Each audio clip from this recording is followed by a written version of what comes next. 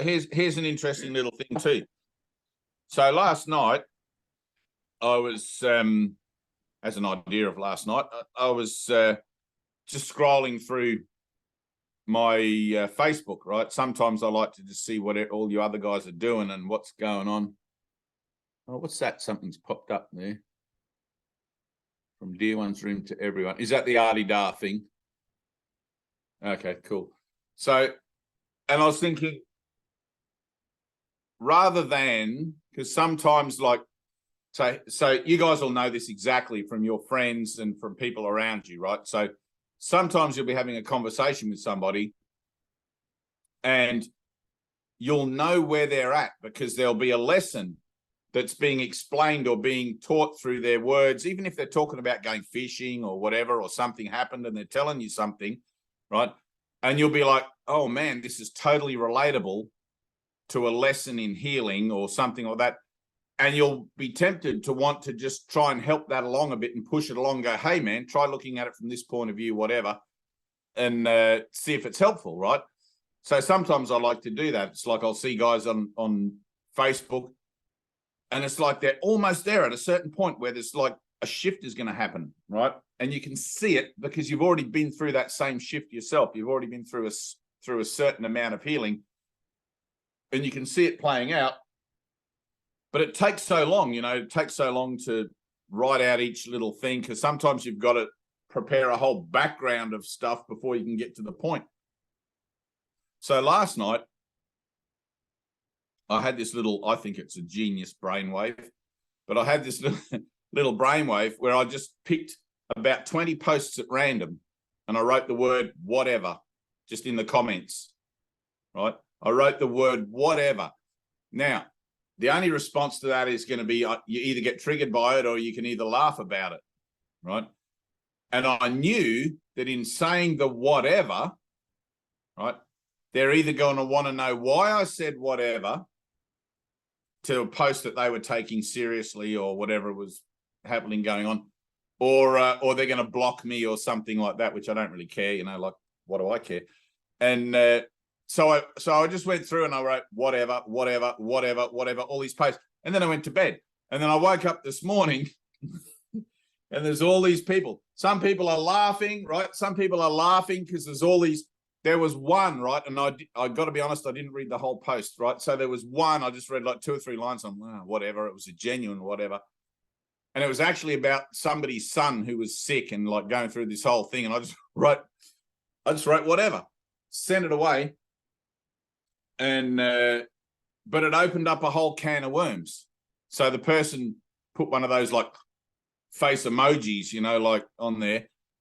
And I explained that I was just doing a random thing to try and expose myself to whatever response might come, right? To whatever. If they wanted to yell at me and tell me I was being callous and uncaring, I didn't care because I was looking for a trigger in my own mind somewhere, right? I was looking for something. I was deliberately putting myself out of my comfort zone into the firing line and letting come back whatever comes back. Some angry guy with a baseball bat or somebody who thinks that's the best thing they've ever heard or whatever, right? Everything being for an action of forgiveness. So I did it, and it took a moment to actually, I kind of had to force myself to do it, right? And so I did it. And then this morning, all these things have come back. Overwhelmingly, the reflections I've gotten back have been positive or helpful or joyous or whatever. Surprisingly, right? Surprisingly. I've had to explain to a few people the social experiment that I was doing, right? I think there was only one person who took it the wrong way or didn't get the vibe. And when I checked their other posts and things, they weren't particularly on a very stable level with a spiritual thing anyway. So probably wasting my time there. But overwhelmingly, it was a really cool response. Right, which I was actually quite surprised because I thought this could go any way at all. I could just go pear-shaped or, you just diss on people's things. And one guy even said to me, that seems a pretty egotistical response to my post or something like that. And I said, that's awesome, brother. Awesome that you saw ego in that, and I can own that now, right? That's my own ego. What he's putting out and what I'm thinking, it's me, right? It's my thing. It was exposed, and I sat there in a moment accepting atonement for myself and joined with him. And then I explained to him what I was doing, and we had this kind of moment. It was nice. So, but luckily he was far enough along in his own transformation that he didn't take it too seriously or to heart or whatever. So, but it was just like getting outside of that comfort zone, right? It was getting outside the box. And sometimes you have to make bold experiments with your spirituality. You got to just like ruffle the waters. You know, what's that called? You got to tip over the apples out of the cart and do all of that. Destroyer of worlds. You just have to do it sometimes. Perhaps. Shiva. Shiva. Right, exactly. Where's my little teapot and my trident? Twist Is your it a teapot, Shiva. that thing? What? Isn't it is it a teapot? I always think it's a teapot that Shiva has in the I don't know. I don't know. There's that thing, and then there's like, looks like a teapot. Might be a cow horn or something. I don't know. I just always think of him in that circle with all those arms. I know. I had a statue, but somebody took it. So. People like things that I have, and they just take them. I don't know what the deal is with that. But, oh, I like that. Can I have it? Yeah, sure.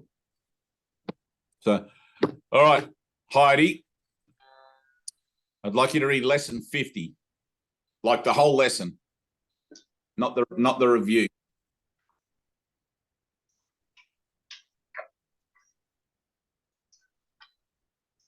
Read it with all the passion you can muster. Depends on it.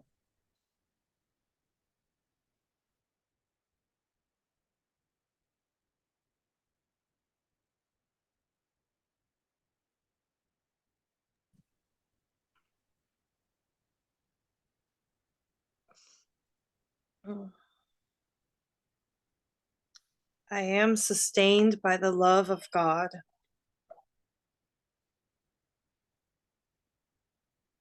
Here is the answer to every problem that will confront you today and tomorrow and throughout time.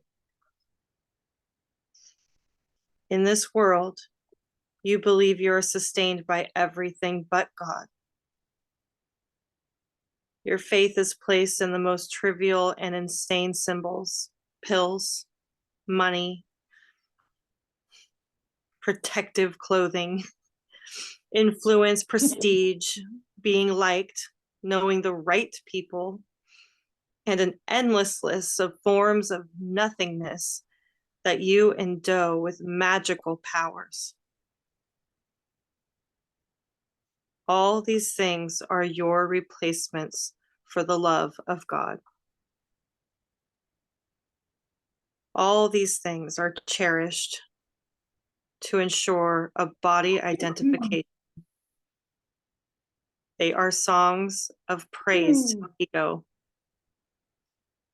Do not put your faith in the worthless. It will not sustain you. Only the love of God will protect you in all circumstances. It will lift you out of every trial and raise you high above all the perceived dangers of this world into a climate of perfect peace and safety. It will transport you into a state of mind that nothing can threaten, nothing can disturb, and where nothing can intrude upon the eternal calm of the Son of God. Put not your faith in illusions. They will fail you. Put all your faith in the love of God within you, eternal, changeless, and forever unfailing. This is the answer to whatever confronts you today. Through the love of God within you, you can resolve all seeming difficulties without effort and ensure confidence. Tell yourself this often today. It is a declaration of release from the belief in idols. It is your acknowledgement of the truth about yourself.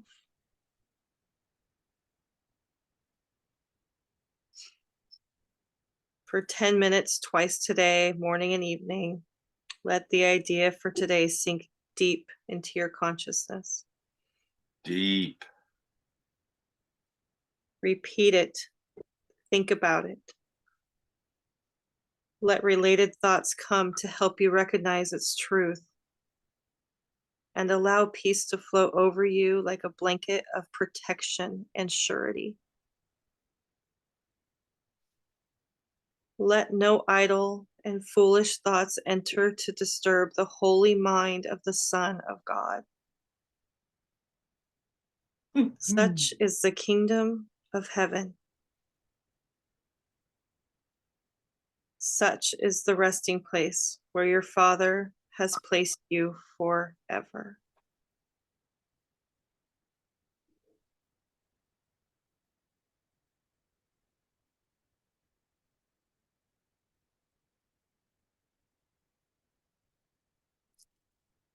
Deep. Try to feel it deeply into your core.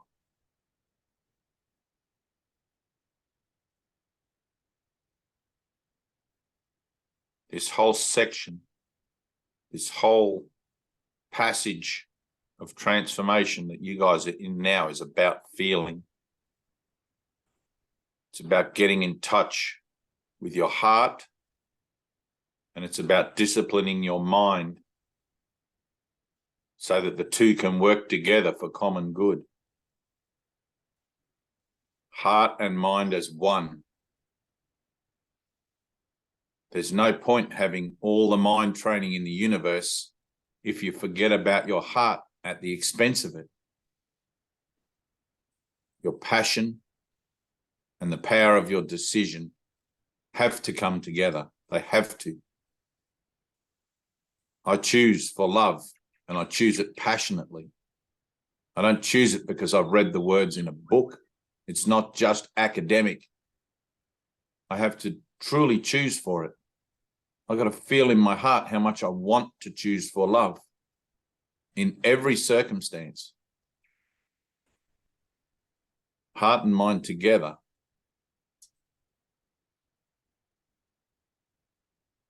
You've got wings in your back, Heidi. You've got wings waiting to sprout out there, waiting to poke out through your shoulder blades and like erupt out from the sides of you.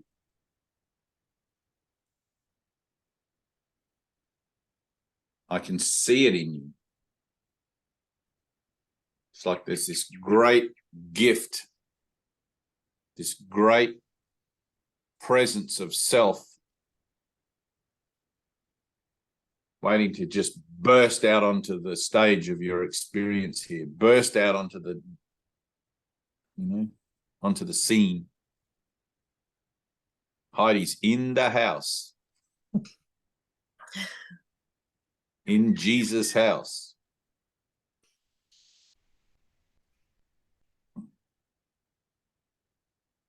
You got to let go of the old Heidi for that to happen.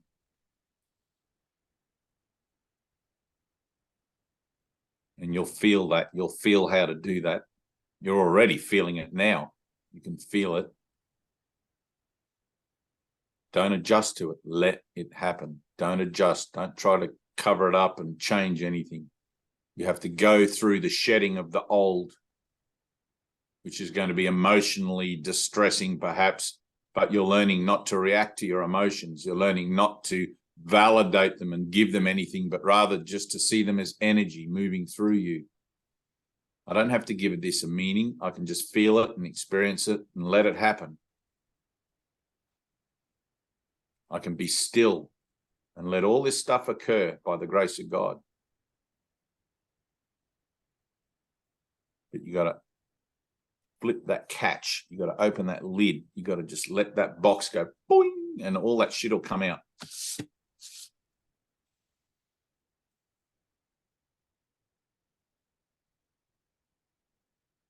You ready, Anna?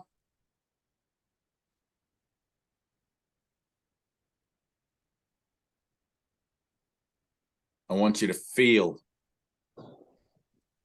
Connect with where you're at now. Close your eyes and take a breath. Connect with where you're at now and feel how good it feels. Feel everything that's good in there that you're grateful for right now. It's like, damn, my hard work's paying off.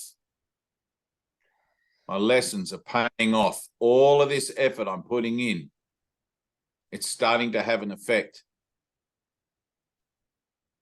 Try to feel how good that is. Try to feel the weight lift off your shoulders. It's like, oh man, this little shift, and then the next little shift, and the next thing will happen. You're walking with Jesus now. You are really and truly, like literally walking with Jesus. You're going over those holy lands. You're walking up and down the hills, and he's saying stuff to you. And at first you have no clue what he's saying, and now you're starting to get it. Now you're starting to hear what he's saying. You feel like finally you're part of the crew, part of those disciples, part of the gang. It's like, damn, that feels good. You're accepting your salvation. Let it feel as good as you can. Feel how good it is, how warm it is in your heart to be included right there. That's it. How good does that feel? Heidi, do the same. Do exactly the same. Feel it, how good it is.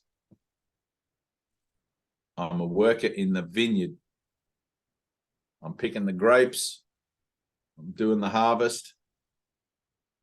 I'm learning what my job is.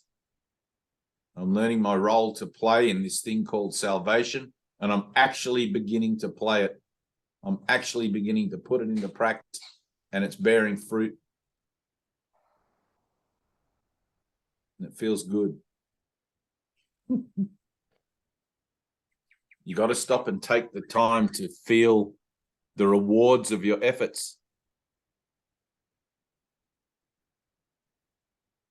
The world will still be there later, and you can go back out and it'll poke at you and push at you from every side and give you another situation to rack your brains about. But the rewards of your efforts will be there, identified by you and felt by you, and you can fall back on them with perfect certainty. You can trust them. It's like, all right, I got this. I did this before. I've pushed my limits here in this situation, and I've had a shift. And now the next situation, and the next situation, and the next situation. All these holy moments, holy instants, holy encounters.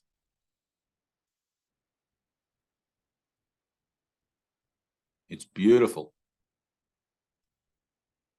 Sometimes people will have a shift and they won't even realize it's occurred. You know, sometimes people have a shift in consciousness and they're like, I feel different today. They don't even know why. But it's like when you know why, when you realize that it's because you're involved in this universal thing called salvation, and that suddenly Jesus has put his hands on you as he passed by. It's like, damn, feels good. That's why people go to India and they follow a guru over there and they all walk along behind doing this, and they just hope that the guru will touch them or say something to them. And when they do, it like their heart fills with joy and love. It's because they're so calling out within themselves to be included in something that's bigger than their own ability to comprehend. They don't even understand really at any kind of grassroots level sometimes what it is they're involved in, and the potential and the magnitude for how beautiful that can expand out to become. They just know they've got to go. They've got to be with this teacher or go and find that guru or read this book. They're just drawn to it like a moth to a candle. They just have to do it. And the candles are going to burn their wings again and again and again. And they're going to die eventually there to be reborn as something more beautiful. Not the greatest analogy, but anyway.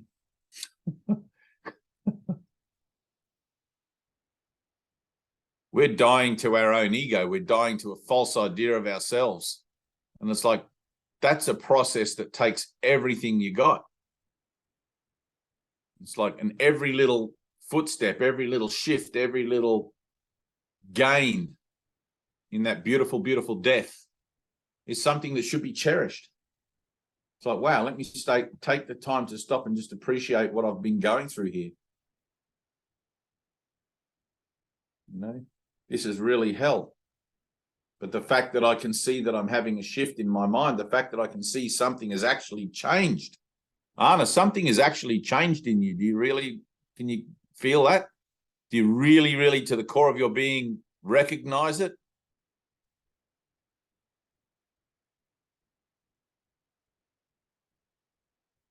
Sit in it and enjoy it. Sit in it and feel how warm and beautiful and wonderful that actually is.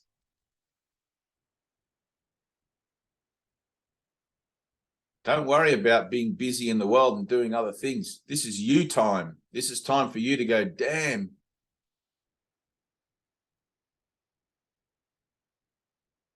It's warm and it's loving and it's tender. It's really very beautiful.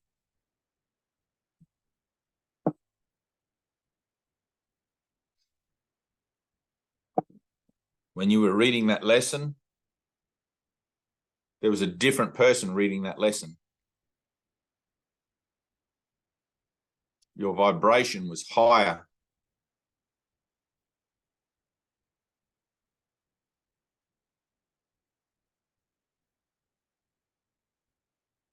Now, on to the next.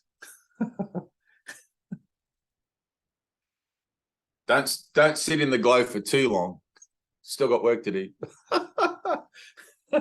That's it. Back to work, everybody. Back to work. But truly, let yourself feel it, okay?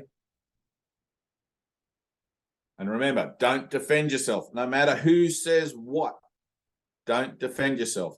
Honor the shift. Honor it.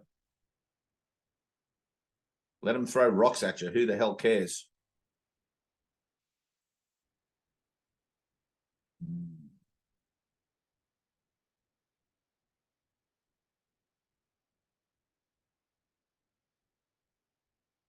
You got a question there, Tina?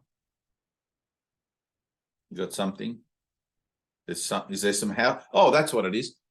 That person you asked me to add to the group, I tried to add them and it won't add. They won't add to the group or something. And then when I tried to click on their profile, it won't let me. So maybe they've blocked me. I think you blocked them. I don't know. I did? Yeah, like a couple of years ago. Oh, yeah. I went through a stage of that. I had a whole thing where I'm just going to block all these people. It's like, yeah, you get to a point where you get tired of giving people fish that don't want to learn fish for themselves. mm-hmm. Remember, I went through a whole period of like, I can't do this anymore. You're out, because it takes up all my time, you know. And it's like, well, she's bad. I don't know how you feel. She wants the fish. Did she want to learn Wait to a fish minute. though? I mean, you. No, wait. Yeah, sorry. Good. Yeah, she Hang does. on, let me just do it now. Let me do it now while we're on here. Beautiful. Because now that it's being recorded, I'm happy that it's going to be recorded like this. Okay. What was her name? Her name on the recording? Yeah, I don't care. Bernadett. We're Yeah, okay, Bernadett. I'm sure she doesn't care either. That's my stuff. You wouldn't care either. It's like there's things I remember Greta, you know, like one of my very first teachers with the course, and she said to me, you're either in this totally or don't show up, because I would just go to the healing center on the weekends and everyone else had every session. And I was treating it like a doormat, you know. It's like everybody goes through that stage. But right, everyone goes through that. Like Bernadett would be exactly the same. And she maybe even recognize that within herself now. I No, don't. she watches every video. She does the 50 lessons with us. She's Does like she? God totally. bless you, Oh God, Bernadette. yeah. Huh? Rooting for you, girl. What's Rooting her, for you. what's her second? What's her second name? TOTH, I believe. Oh, Something like that. That's how it feels in my mind. is her icon wearing a straw hat and a No. black? No. Oh. It's or at least let me see. Maybe it's changed, but it was just her with her glasses on. I've got 3 Bernadette Toths. Let me see. You can send me a screenshot of it. Yeah, Maybe I'll do that. maybe I have to go into my blocked list, which will be You quite do, I probably. would imagine. She's not showing up. I I kept don't even looking know at how you. to. You I added don't know her. how to do that. Oh, you don't know how to unblock people. Don't worry, Bernadette. We're coming. Don't worry, we're I coming. told you, girl. I told you, girl. I'm very happy. I don't know how to. Oh, settings and privacy. Hang on. Settings. Bernadette, it's happening live, girl. It's happening live. Happening like blocking. Here we go. Blocking. Let's see. Add to blocked list. I should just put everybody on this list. And make them come back.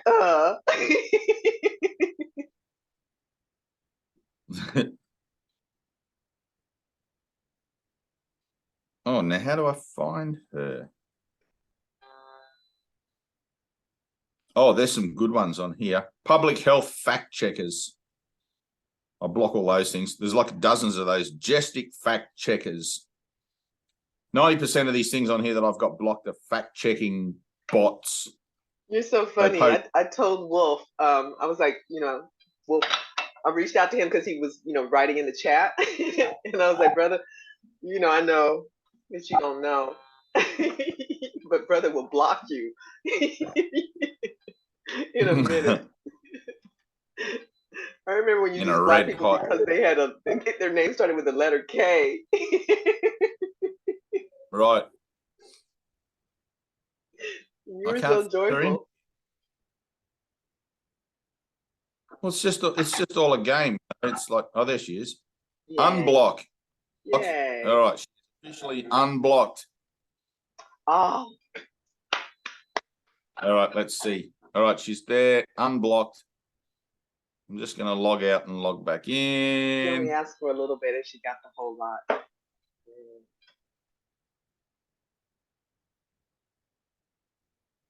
That's a thing. What's that? What? No, I said she asked for a little bit and she got the whole lot.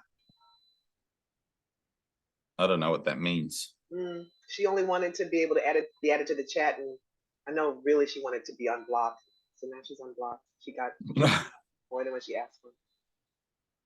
It's my joy to unblock her and to block her.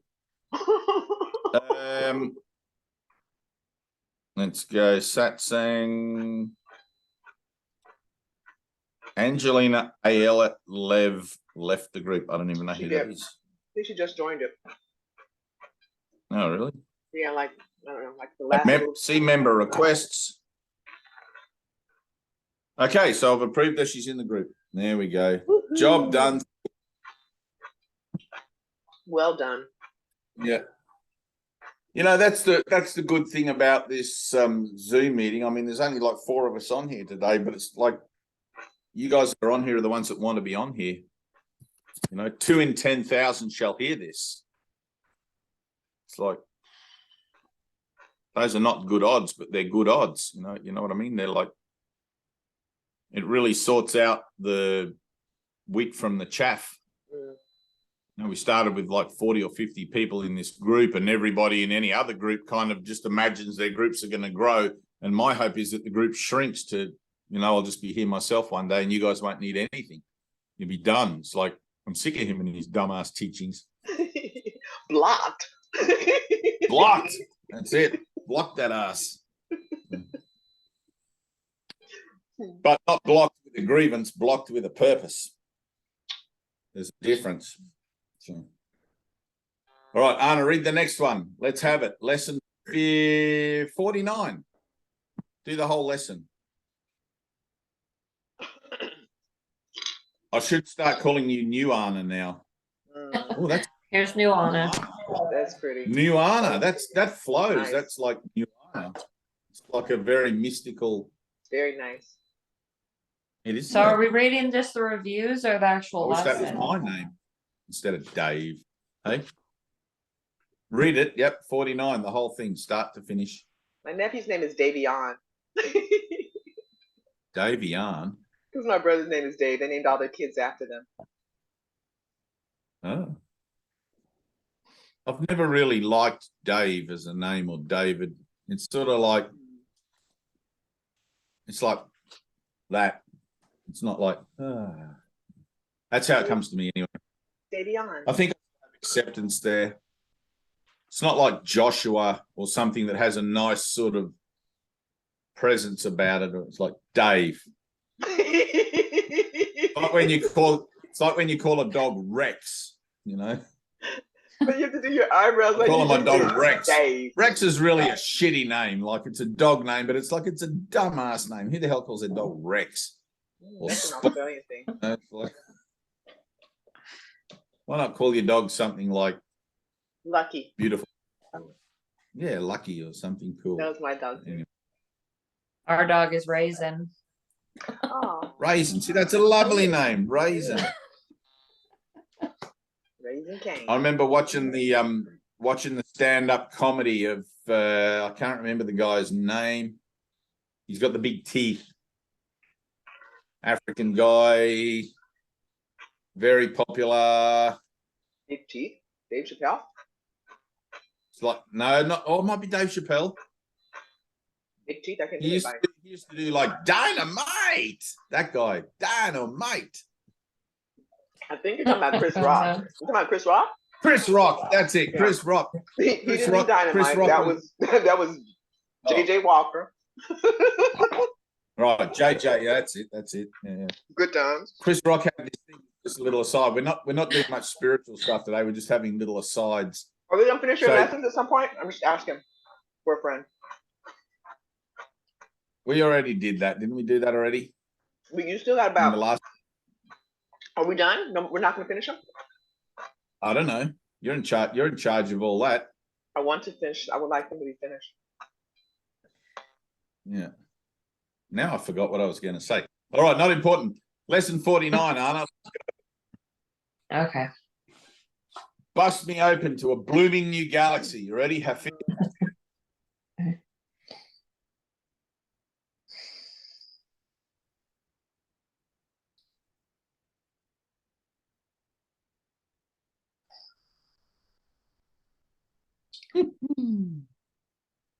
God's voice speaks to me all through the day. It is quite possible to listen to God's voice all through the day without interrupting your regular activities in any way. The part of your mind in which truth abides is in constant communication with God, whether you are aware of it or not. It is the other part of your mind that functions in the world and obeys the world's laws. It is this part that is constantly distracted, disorganized, and highly uncertain. The part that is listening to the voice for God is calm, always at rest, and wholly certain. It is really the only part there is.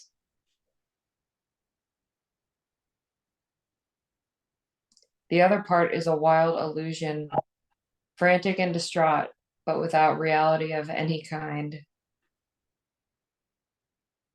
Try today not to listen to it. Try to identify with the part of your mind where stillness and peace reign forever.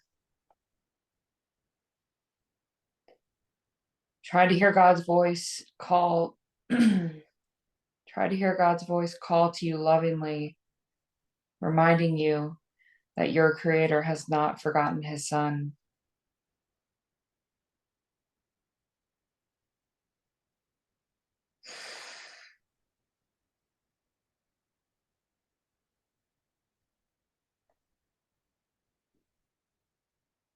Mm.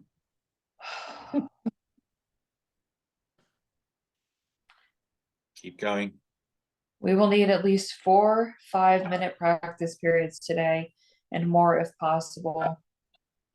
We will try actually to hear God's voice reminding you of him and of yourself.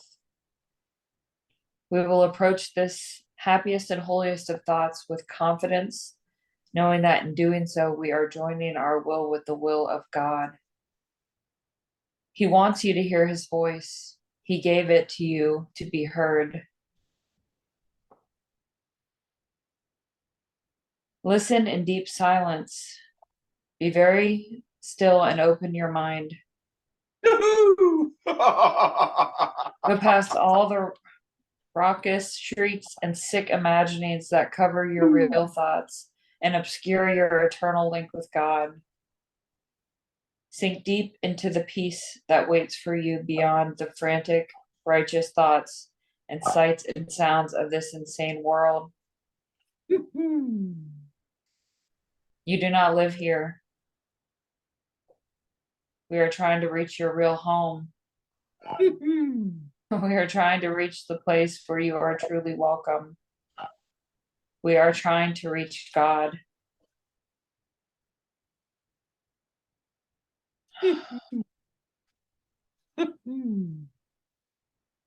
not forget to repeat today's idea very frequently.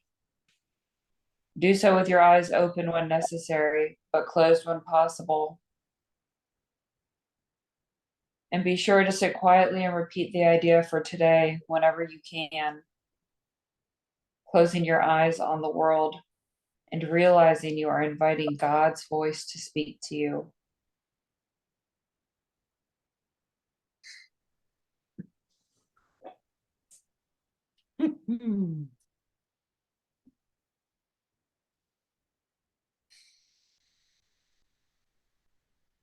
Beautiful.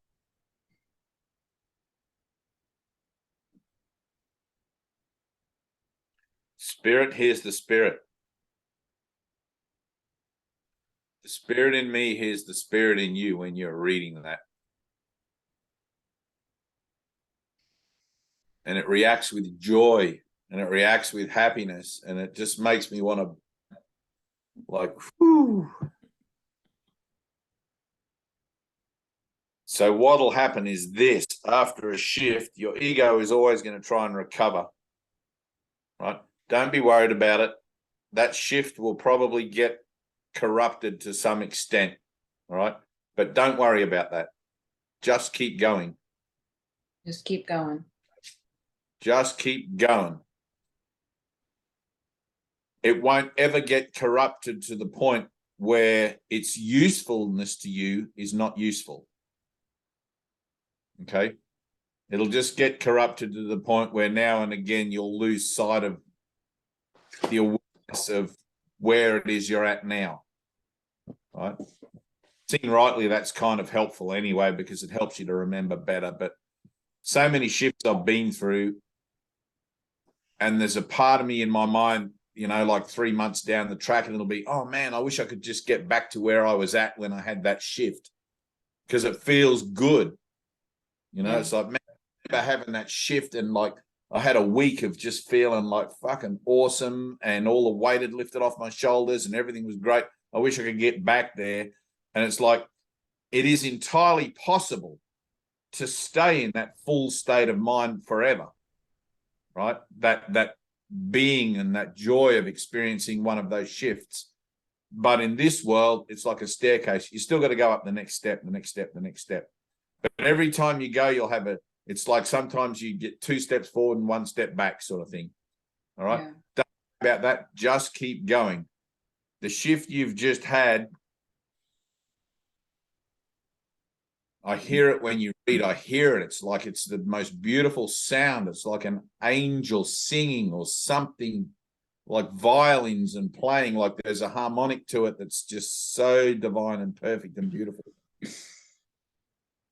But that shift you've just had, it's more prolific than you're aware of. It's more comprehensive than you're aware of. You're only aware of the iceberg's tip. It's bigger than you can grasp right now, but you'll pick up on it in the next 3 or 4 days, I think. You'll start to really, really see what has occurred in your own mind. Right? Just don't defend yourself.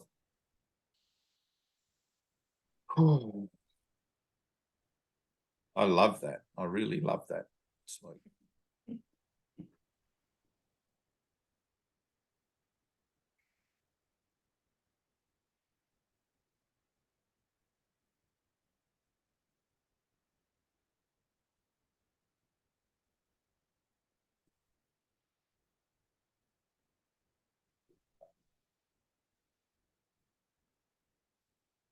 Ready, Heidi? Let's do an experiment here.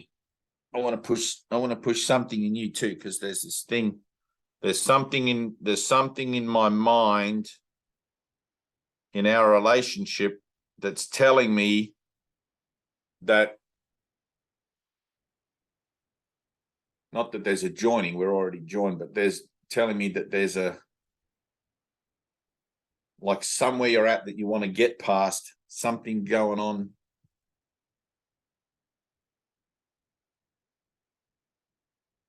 I don't know what it is.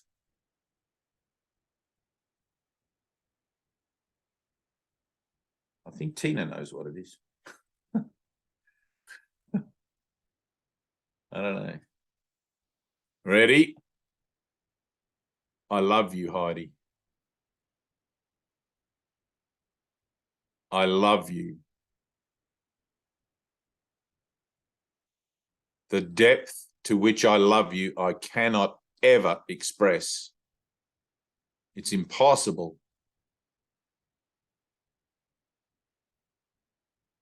You can only feel it. You can only feel it, and you can only open to it more and more and more. I know I push you guys, and I know I probably overstep my parameters as a teacher of God sometimes. And it's like, what's that saying? I took you to the edge of the cliff, and it's by some French guy, Alain Prost or something other, and you were afraid to jump, so I pushed you and you flew. You know, there's that beautiful saying, I pushed you at the cliff and you flew. You were terrified, you know, but I know I do that a bit with you guys. Ted used to do it all the time. He would see potential in somebody, and he would, man, it was nothing for him to like devote a whole session, like a whole 4-hour session to one person in the room. If he thought that person was so close to a shift, he would just give them everything. And sometimes it would look like a dressing down. Sometimes it would look like really like, if you knew what was being offered, you would stop that particular mental, you know, mental habit, that kind of thing. And in the Course, Jesus says, you know, the Holy Spirit's not teaching you to judge for the errors of others. But when you've had an experience, when you're awake, it's not that you're seeing the error. You're seeing the potential. You're seeing the door. Sometimes, you know, you can look over here and you can look over there, but the door's right in front of you. And sometimes you can see in another person, man, there's a door right in front of you right now, and you're almost just about to walk through it. And then the world distracts you, and you're like, oh, look at that over there. And you're like, you know, like the Muppets, and they do these ones off the screen. You know, when we do these Zoom meetings, right? I don't hear with my ears. These things don't hear anything. I can't even see that. But I feel when you read those lessons, I feel you read them. It's not the words I'm listening to. It's your heart. It's your resonance. It's your pitch. It's your frequency. It's your vibration.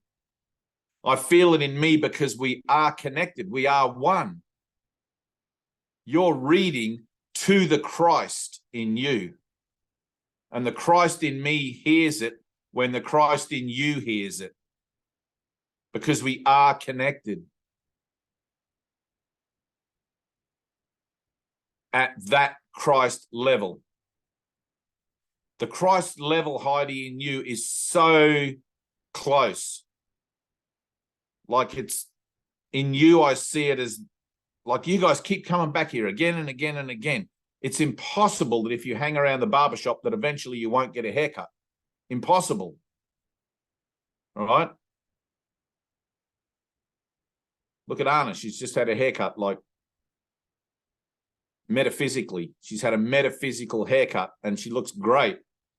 We have this show here. I don't know if it still runs. We have this show called Stefan. Do you have Stefan in America? It's a chain of hairdressers. It's a chain of hairdressing studios, right? And they're all across Australia.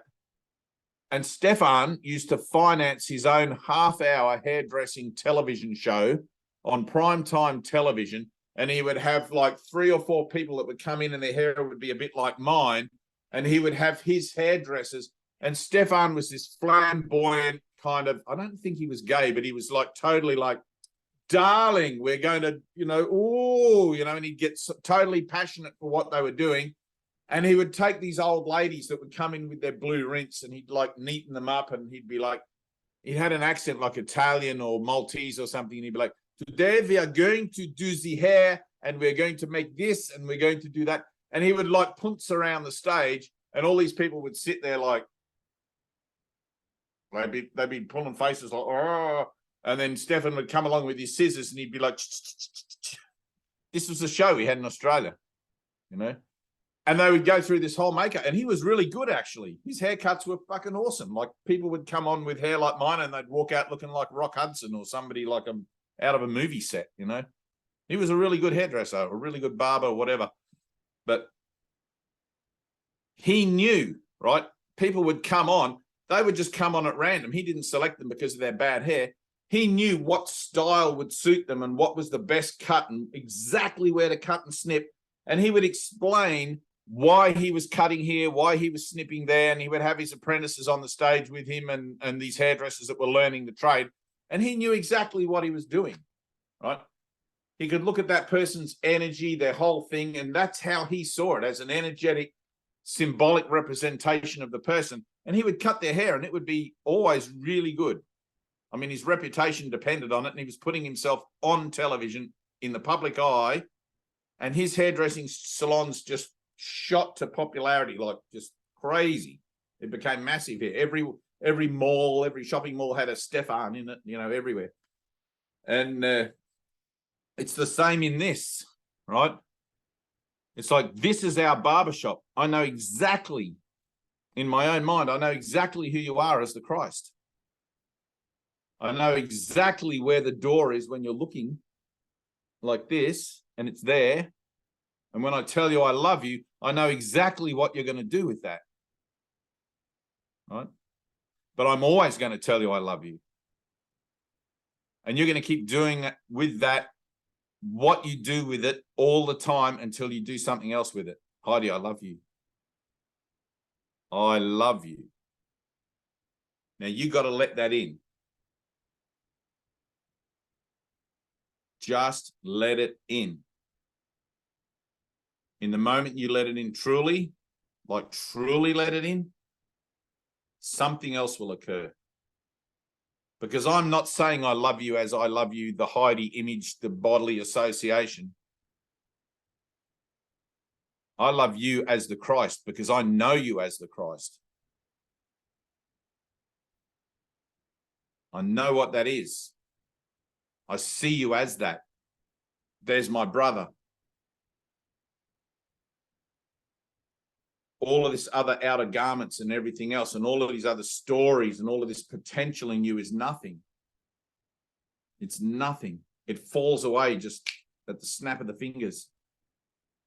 One decision. I want to know what that is. I want to know what love is. I want you to show me. Tina's on the drums.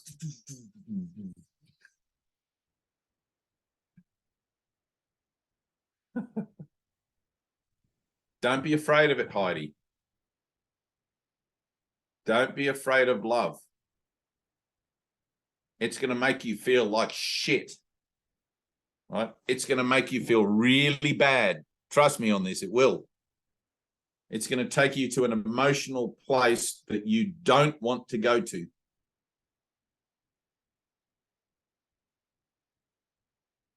It did with me. It did with Anna. I love you. I totally love you. There is nothing I would not do for you. I would lay down my life for you. For no reason whatsoever. You only have to ask. That's my love. I'd probably be a little scared that you might ask, actually, but anyway.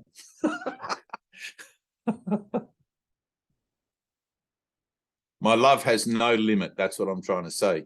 No limit. It's unconditional. I might block you, but if I block you, it's only for your own good. I won't block you. I won't. Tina might. She's a bitch.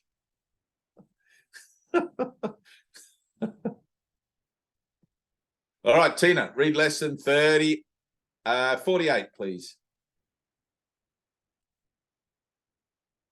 Sit in it, Heidi. Sit in it and just let yourself try to feel that. Let it go deep as it can.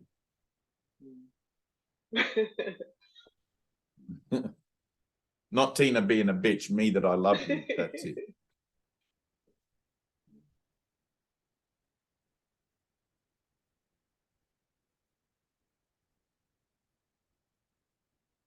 One total act of love. That's all it takes. One total act of selfless love. It's got to be total. Did you get your Tim Tams yet, Tina? No. No, it's been a week. It's been a week. She said it'll take about 2 weeks. So yeah, I'm looking out for them though. Put them in the fridge straight away because they'll probably be all gooey together now. They're all chocolate. But I'm gonna share some with Bibiana. okay. Yeah. Does she live near you? No, I'm gonna get on a bus. Okay. Maybe. Okay. All right. Is it on the recording? All right, let's have it. Here we go. 48.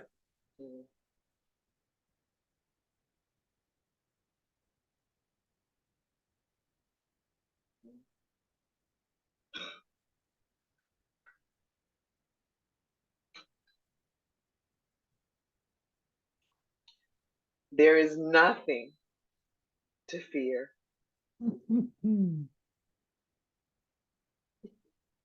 The idea for today simply states a fact. It is not a fact to those who believe in illusions, but illusions are not facts. In truth, there is nothing to fear. It is very easy to recognize this, but it is very difficult to recognize it for those who want illusions to be true.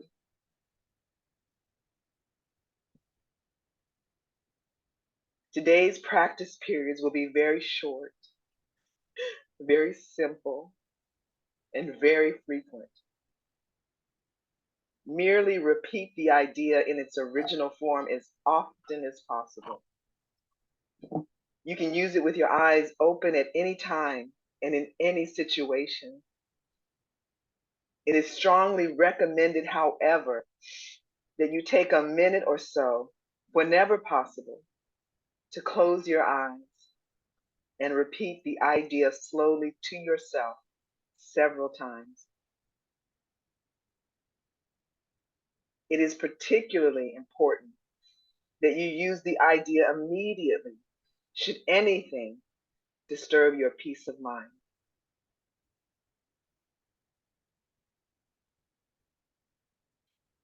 The presence of fear is a sure sign that you are trusting in your own strength. The awareness that there is nothing to fear shows that somewhere in your mind, not necessarily in a place which you recognize as yet, Right. You have remembered God and let his strength take the place of yours. The instant you are willing to do this, there is indeed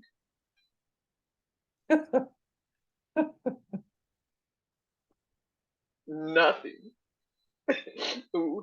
to fear.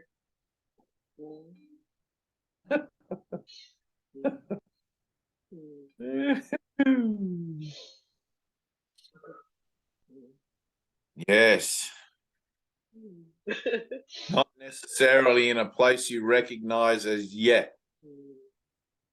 but it's there. It's already done. This is the coming to. This is an awakening. One step at a time, one shift at a time, one lesson at a time, one devoted moment of choice at a time. Every day, every moment, another opportunity to choose again.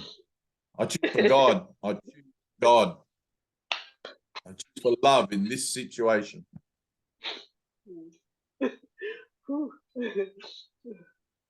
There are directives in you guys, right? So listen to this. Heidi, listen to this. There are things in you, in each of you, that you know you have to do. All right? There are decisions that you know you have to make. It's only going to be painful on this side of the decision. It's only going to be confronting on this side of the decision. Once you make the decision, you're released from all obligation to not having made it. Everything just pans out after that. The energy can flow again. Right? There are decisions. There are things you've been thinking about and things you need to make decisions about that you've been putting off or been too afraid to make those decisions about, and you've got to do that. In the form, in the thinking, in the whatever it is, however it shows up. If you don't make those decisions, and you make them with Christ, but if you don't make those decisions, you kind of like just orbit around in this little holding pattern, waiting for the decision-making moment to come around again where you realize, no, I've got to do this. And there's a certain point in your own mind where you know you've got to do it. Right? You wrote the script. You wrote the story. Everything that occurs because you want it to, and everything comes to its final fulfillment and its own beginning and ending in time and space. And often the most painful part is letting it end. Letting one old habit, one old process use itself up as the potential that it had to bring you into this new moment, and then let it go gratefully, right? Let it go with gratitude so you can enter into a new moment that in your own awareness of it is yet unwritten.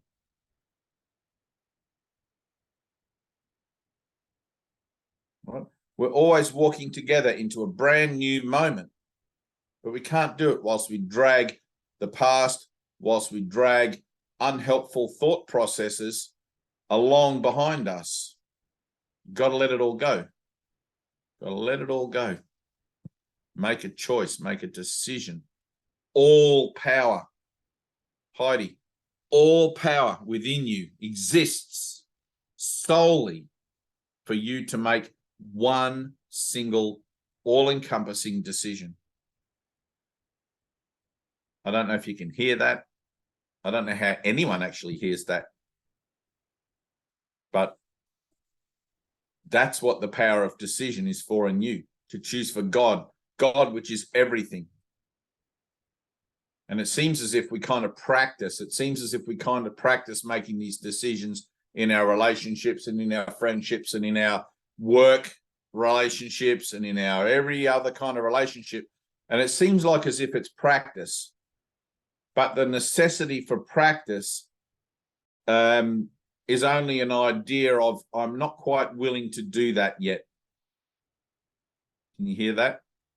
Not quite ready yet, Lord. I still have some reservations. Maybe there's still something in the world I want. Right? Maybe you still want to be justified here. Maybe there's still some secret little agenda that you yourself aren't even aware that you're running in the background programming of your own thinking. which is why we have to be honest in our meditations. We have to be honest in those places we find ourselves, because like Tina just read in that lesson, there is a place in you that perhaps you're unaware of as yet. Right? If you're unaware of it, how are you ever going to come across it? Right? Let me come across it simply by being willing for it to be exposed in me through the release of the things that are preventing that from occurring, which is going to be old ways of seeing, old ways of thinking. I've got to let that go. I've got to let it go. I can't serve two masters. I can't have both things, the world and God. And those moments of letting it go, letting it go, letting it go. It's not necessarily that you're letting go of the physical nature of the experiences and things in your life. You're letting go of the attachment that you have to them, and you're letting go of the meaning that you've given them, so that the true meaning can be written there for you. And the temptation, of course, when you let go of anything, is to want to rush in because it feels awkward. You want to rush in and give it another meaning, maybe on a spiritual level. Oh, it's all spiritual and it's all nice now. We're all one, aren't we lovely? No, we're not lovely. We're horrible, fucked up things. We're vengeful, vindictive, judgmental organisms of dark light, misinterpreted, miscreative, non-valued love. But in that, we're perfect. In that, our experience of ourselves as that dark light, our experiences of ourselves as that misassociated entity that we call my body, my identity, my world, my dream, my vision, my whole thing, it's all useful. But it's like sometimes you just got to realize the bitch that you are. Damn, that's a tough gig. I don't want to look that deeply at myself. What if there's shit there I really don't like? You know? It's like, it's a journey into fear. There's going to be shit there you really don't like. But think of it like this. It's not that you don't like it. It's like your secret backup. It's like when God gets too close, you can dig in there and you can find that nasty shit. And you know you can pull it out of the hat. You know that in the moment you're threatened, it's like a lioness, you know, with her cubs. You know that in the moment that a snake comes around, you know that snake's deadly, but you know that nothing's going to stop you from ripping its head off. You're not going to play nice with the snake and hope it goes away. You're going to just like, ah, you know. Where is the selflessness then? Where is that all-encompassing altruistic perspective then, where all things are guaranteed equal passage of life? It's like, nah, that snake's fucked. I'm going to get it. I'm going to kill that snake. Right? That potential is within you. Jesus didn't defend himself. Jesus marched up to that hill carrying that cross, knowing full well what was about to happen. Knowing full well. He could have chosen not to. He didn't have to go to Jerusalem. He could have run off to Greece or gone anywhere and lived the beautiful life on an island and eaten olives and drank wine and, like, you know, he could have been the man. He could have done anything. He didn't have to do it, but he had to do it. He had to make that decision, that one overriding decision above all things, even though he had a moment of doubt in the Garden of Gethsemane. That doubt only reinforced his resolve stronger. Let this cup pass from me, Father, if it be thy will. So, all the disciples are sleeping. Jesus is having a meltdown. The soldiers are coming. He knows they're coming. The Holy Spirit tells him they're going to come and get you in the morning. They know you're here in the garden. He doesn't try to run away. Did I get that wrong? Did I get the story? No, that was perfect. That was perfect. Right. I was there. I remember it clearly. I have a vision in my head. Tell you my vision of Jesus on the cross, it's like, holy crap, it destroyed me. So, No. I don't know if I told you guys this one. Oh, Jesus. No, you didn't tell me that So one. Oh, Jesus. when I was at the healing center, this'll rock you. When I was at the healing center, I was going through shit. Like you guys think you're going through shit. I just had revelation, man. I had no choice. I couldn't hide from my crap. My crap was it was like an overflowing toilet coming up in me. It was like there was no plunger big enough to push that crap back down. It was coming up and I couldn't stop it. And every day was just suicidal thoughts. And every day was just, I can't go on. Every single day it was horrific. And this went on for quite a period. And at the end cabin, at the last cabin, Christopher and Adele lived in that one, and Ted was across the way. And something within me knew I had to go and see Adele, who was very much the matron of, like the whole, she was beautiful. And I had to go and see her. It was about 7:30 in the evening. And I walked down there completely, like everybody, all the girls used to go and sit with Adele, and Adele would have this beautiful way about her. I didn't want to be a burden. I knew that Adele was always helping people, always, like all day long, people would be knocking on the door, can I talk to you? And I didn't want to, like it was their private time in the evening. But I had no choice. I was just at my limit. And I went there, and Christopher and Adele were in their rocking chairs, that old couple, sitting in their rocking chairs watching cricket or something on the television or football. And they had a gap of yay big between the chairs and a little coffee table there. They had teacups and whatever, and, all set up for watching the game. And I walked in. I didn't announce myself or anything. Like nobody ever knocked on the doors. You just walked into people's places and everyone's family. But I knelt down in the little space there and watched the game with them for a minute, and I didn't want to even say anything. I knew Adele and Christopher both knew I was there, and I said hi and whatever, but I knew that Adele, I could feel her in my mind accepting atonement for why I was there, for whatever the reason was. I could feel her doing her own internal processing. She knew somewhere that I had come there to offer her an opportunity to join me in a moment of healing. And she was already doing it in her mind in the armchair while they were watching cricket. And I could feel her processing. Her eyes were closed. She'd gone into a kind of a meditative posture within. And all of a sudden, the whole cabin, Christopher and Adele disappeared. The whole cabin vanished. There was no TV. There was nothing. And I was in this dusty place. It was an overcast day. I was in like a desert or whatever. I think I was on the hill with Jesus on the cross. I don't really know exactly for sure. It was a vision. And I was looking down at my feet, and I was wearing sandals on my feet. I had leather sandals on my feet. And I've told you this before, haven't I? I think, Tina, I've told you. Yeah. So, and I was looking down, and I was there. Like I could feel the wind. I could feel the soil under my sandals. Like it was real. And as I looked up, there was a timber post in front of me, a big fucking cut timber post like this. And I looked up, and my gaze went up, and at about my face height, there was a pair of feet, boom, with a nail through it on the cross. And I knew it was Jesus' feet, and I couldn't look any further up. And I knew that I'd denied the Christ in that moment. I knew that I'd denied him.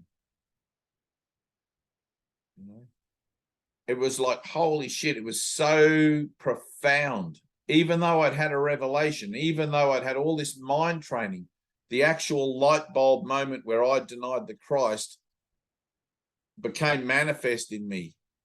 And I saw what it is that I'd done, and the guilt that I felt came up and up and up, and I cried and I cried. I came back to the room. The room appeared, and Christopher and Adele was there and whatever, and Adele had her arm around me, and I cried for ages. I let it all come out. I didn't want to believe. I didn't even know that I didn't want to believe that I denied the Christ. It was just words in a book up until that moment. It was just something I was reading. Maybe that applies to somebody else. Maybe Jesus wrote that bit for Helen and not really for me, because I felt like I hadn't denied the Christ. I felt like I wanted the Christ. I felt like after all, I'd had a revelation. I'd had a whole illumination of my mind, my enlightenment, my salvation. That had all occurred. It made no logical sense. But I realized that I was going backwards through the process of undoing the particulars of my own story of denial. And that was a part of it. That was a key part of it. And it appeared as a vision. It was very, very powerful. Very, very. It's like, holy goddamn. And everything I'd been through up until that stage prepared me for that. You know, Heidi, you're being prepared for what's about to occur in you. There's something about to occur in you. It's going to be massive. I don't know if you're going to deal with it very well, but it's going to be massive. Your mind training is important. Try to pour your heart into it, your heart.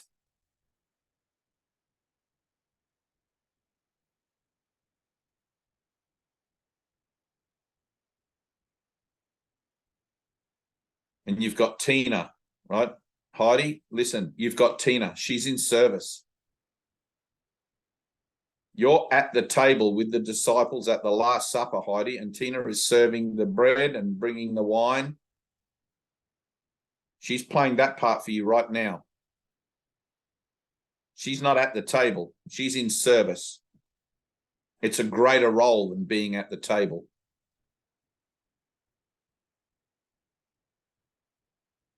All those guys sitting around the table, they have no clue what's going on. They just know they're having dinner with Jesus, hanging out with their bro. The next thing you know, he's on a cross and they're like, what the fuck, how did that happen? We were drinking wine and eating bread only 2 nights ago.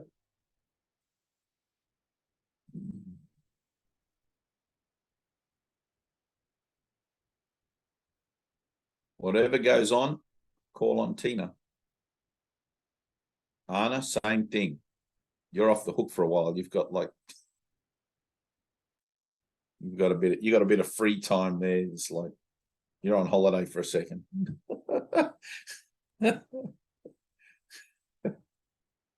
It feels so good when you have a shift. You're just like, oh, thank God. And you just want to hold it there and you just want to live in your heart with it. And it's like, damn, I'm done with mind training. That's enough. I've had a shift. I feel good now. But it doesn't last that long. It does, but the work continues.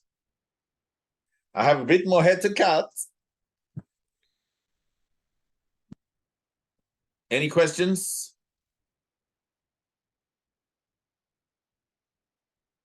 I love you guys. Heidi, I love you. Totally, I love you. You know your mum and dad and they tell you that they love you? I love you more than that.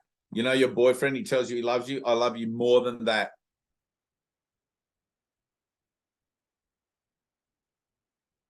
More than that. To the end of all the known universes.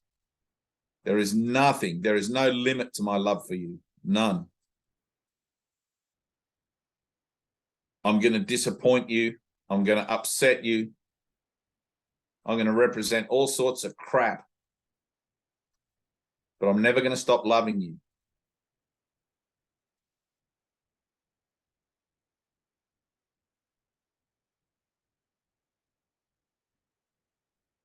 Don't recover.